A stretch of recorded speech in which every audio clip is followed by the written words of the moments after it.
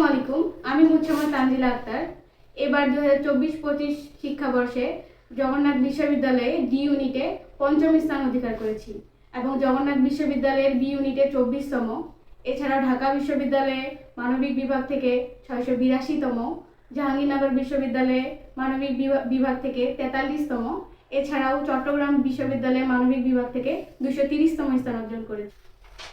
আমার সফলতার জন্য আমি সর্বপ্রথম মহান আল্লাহ তাআলার প্রতি কৃতজ্ঞতা জ্ঞাপন করছি এবং আমার বাবা মা, গুরুজন এবং শিক্ষকদের প্রতি কৃতজ্ঞতা জ্ঞাপন করছি।